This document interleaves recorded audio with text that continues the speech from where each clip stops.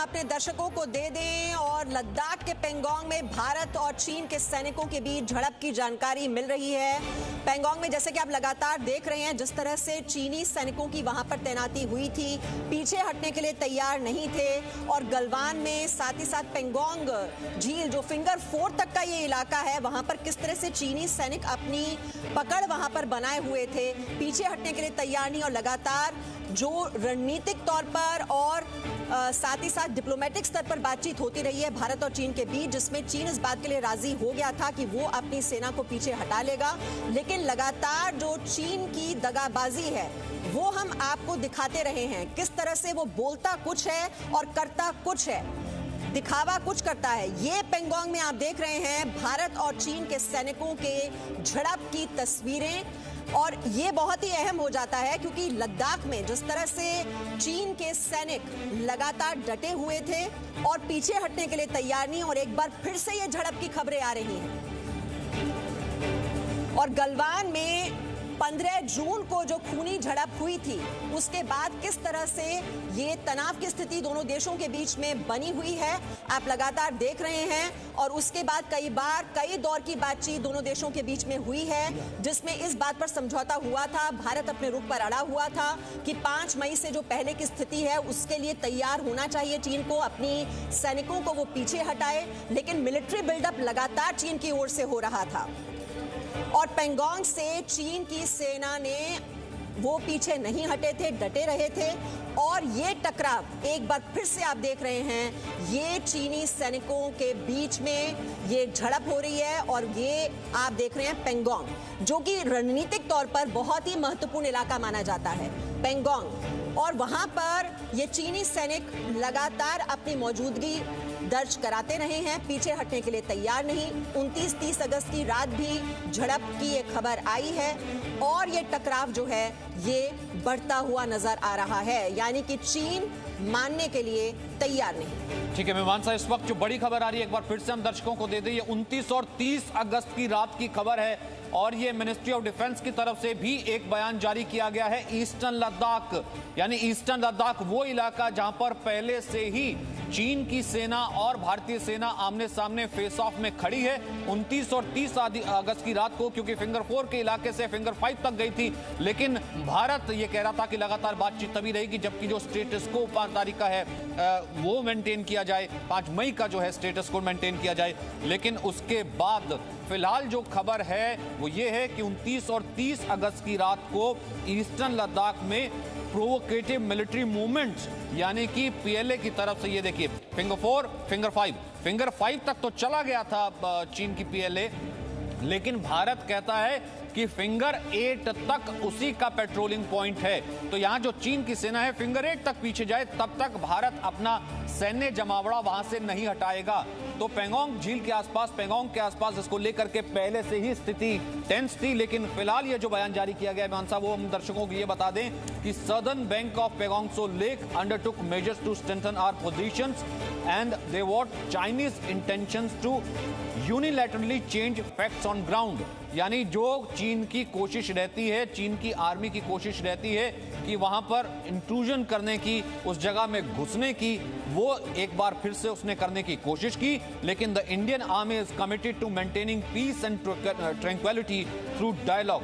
लेकिन उसके बाद भारतीय सैनिकों ने उसका जवाब दिया और साथ ही साथ मिनिस्ट्री ऑफ डिफेंस की तरफ से यह भी कहा गया है कि भारतीय सेना शांति और आपसी समझौते के लिए पूरी तरह प्रतिबद्ध है और इस मैटर को डायलॉग से, इस मैटर को बातचीत से सुलझाने की कोशिश की जा रही है to protect its territorial integrity.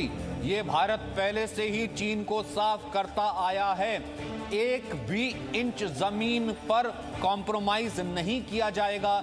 यही शायद चीन को बर्दाश्त नहीं हो रहा था उस वक्त जब गलवान में झड़प हुई थी।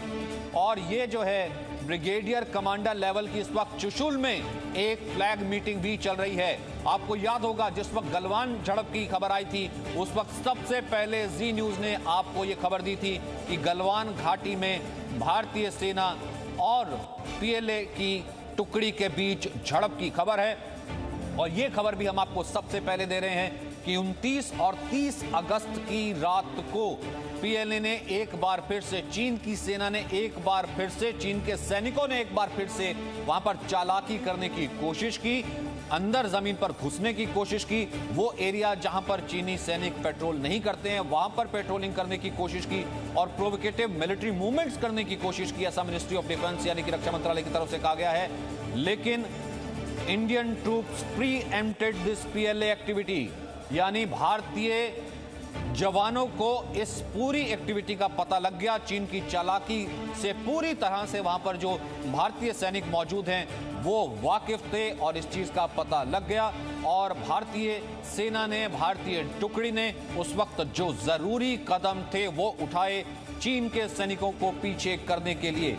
लेकिन भारत लगातार उसके बाद ये कह रहा है कि भारत प्रतिबद्ध है, एक भी इंच जमीन के हिस्से पर कॉम्प्रोमाइज नहीं किया जाएगा।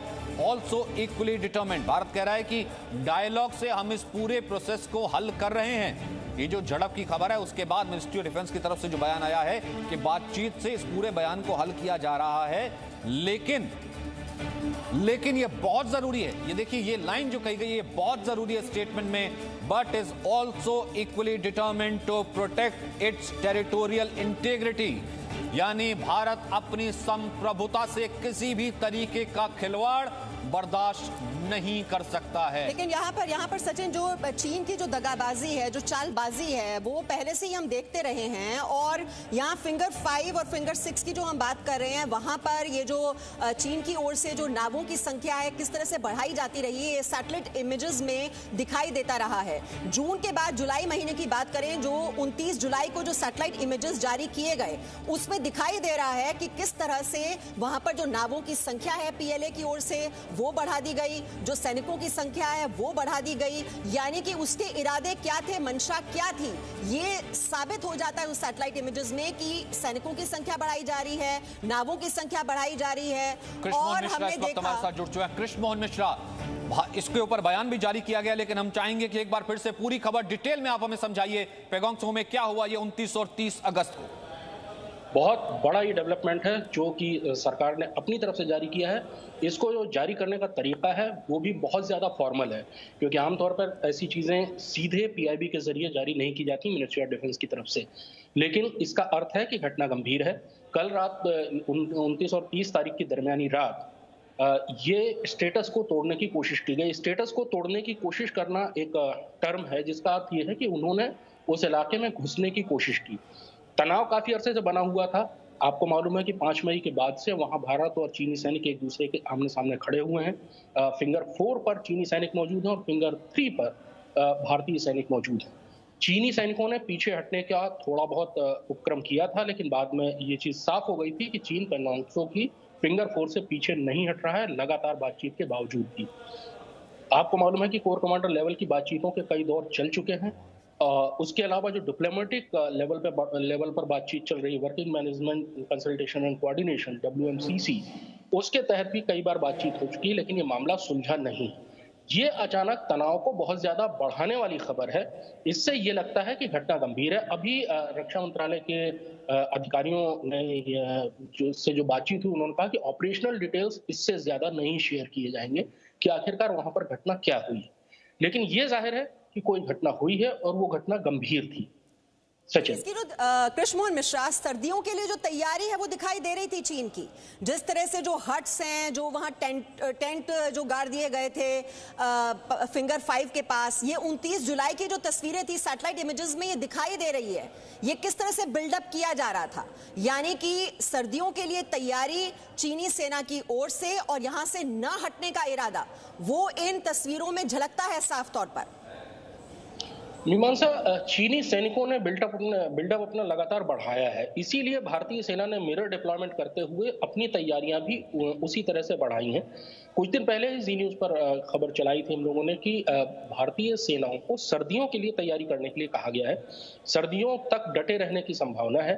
उम्मीद नहीं है कि ये विवाद जल्दी सुलझेगा, इसलिए वायुसेना और थल सेना दोनों से ही कहा गया है कि सर्दियों की स्टॉकिंग कर लें, क्योंकि उस तापमान, उस टेरेन में सैनिकों को तैनात रखना एक बहुत बड़ी चुनौती होगा सर्दियों के दौरान, जबकि तापमान -30 डिग्री तक नीचे गिर जाएगा।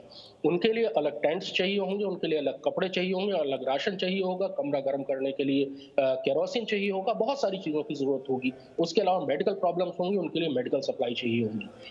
भारतीय सेना और वायुसेना दोनों इन तैयारियों में लग गई थी जब से ये पता लगा था कि चीनी सैनिकों ने अपना बिल्डअप बढ़ाना शुरू कर दिया, और चीन का इरादा ऐसा लगता नहीं है कि वो फिंगर 4 से पीछे हटने को तैयार है। ये बात लगातार चर्चाओं से बात सामने आ गई। अब एक ये नई बात हुई है जो कि बहुत ही ज्यादा गंभीर लग रही है। अभी डिटेल, मैं बार बार कह रहा हूं कि अभी ऑपरेशनल डिटेल्स बहुत ज्यादा नहीं मिले हैं। अधिकारियों ने कहा है कि ऑपरेशनल डिटेल्स अभी साझा नहीं किए जाएंगे। सिर्फ एक यही खबर है कि पैंगोंग त्सो में चीनी सैनिकों ने स्टेटस को बदलने की कोशिश की, लेकिन अलर्ट भारतीय सैनिकों ने उनको रोक दिया। लेकिन जाहिर है कि इससे ज्यादा कशमोन, मैं इस कारण से आपको रोक रहा हूं, इससे ज्यादा ना पड़ा जाए, यानी कि अगर कुछ हुआ होता तो वो मेंशन कर दिया होता, किसी के घायल होने, किसी सैनिक की, या फिर किसी तरह की और कोई झड़प की अगर खबर आती। फिलहाल अभी इसे ऐसे ही पढ़ा जाए। बिल्कुल सचिन, फिलहाल इसको ऐसे ही पढ़ा जाए, लेकिन लगता है कि घटना बहुत ज्यादा सामान्य नहीं थी। नहीं तो आमतौर पर चीन के मामले में रक्षा मंत्रालय इस तरह से रिएक्ट नहीं करता है, इस तरह से जानकारी नहीं देता है। ऑपरेशनल डिटेल साझा नहीं किए गए हैं, लेकिन जो बात है स्टेटस को बदलने की कोशिश, उसका अर्थ सीधे लफ्जों में ये होता है कि चीनी सैनिकों ने भारतीय इलाके में घुसने की कोशिश की और उसका भारतीय सैनिकों ने जवाब दिया। लेकिन ऑपरेशनल डिटेल्स अभी तक कुछ भी साझा नहीं किए गए। अधिकारियों ने कहा है कि ऑपरेशनल डिटेल्स साझा नहीं किए जाएंगे। और ये कितनी मेरे पास वो बयान है कर्नल अमन आनंद का, ये कितना इंपॉर्टेंट है जब इंडियन आर्मी ये कहती है, यानी डिफेंस मिनिस्ट्री की तरफ से, कि the Indian army is committed to maintaining peace and tranquillity through dialogue. अब यहां पर देखिए Krishnamohan Mishra, but is also equally determined to protect its territorial integrity. इसमें मैं सीडीएस का बयान भी जोड़ सकता हूं और जयशंकर साहब का बयान भी जोड़ सकता हूं। सचिन, ये भारत का हमेशा से एक रास्ता रहा है कि जिस रास्ते पर भारत हमेशा चलता रहा है कि भारतीय पक्ष जो है, चाहे भारत का राजनीतिक नेतृत्व हो या सैनिक नेतृत्व हो, हर मसले, हर विवाद को बातचीत से सुलझाना चाहता है। लेकिन अगर इस तरह से बात नहीं बनती है तो भारत अपनी जो क्षेत्रीय अखंडता है, संप्रभुता है, उसकी रक्षा करने के लिए हर वक्त भारतीय सेनाएं तैयार है। इसका अर्थ सीधा यह है कि हालांकि भारत चीन से हर तरीके, हर स्तर पर बातचीत करने को तैयार है और पिछले 3 महीने से कर भी रहा है, लेकिन उसके बाद भी अगर बात बिगड़ती है तो सैनिक जो नेतृत्व है वो इस चीज के लिए तैयार है कि उस मसले को भारत की जमीन पर अगर हमला होता है या कब्जा करने की कोशिश की जाती है तो उसका विरोध किया जाए। कृष्णमोहन मिश्रा, यहाँ पर एक छोटा सा ब्रेक लेना होगा, लेकिन ये बहुत ही गंभीर बात है। अगर ये झड़प की खबर आ रही है, त्रिशूल में भारत और चीन के सैन्य अधिकारियों के बीच बैठक भी इस वक्त जारी है, लेकिन ये जो झड़प है अब ये किस स्तर पर हुई है, ऑपरेशनल डिटेल्स अभी तक नहीं मिले हैं, लेकिन इस बड़ी खबर पर लगातार हमारी नजर बनी हुई है। छोटा सा ब्रेक ले रहे हैं, फौरन लौटेंगे इसी बड़ी खबर पर। Presenting B News app, available on Google Play and App Store. Download it now.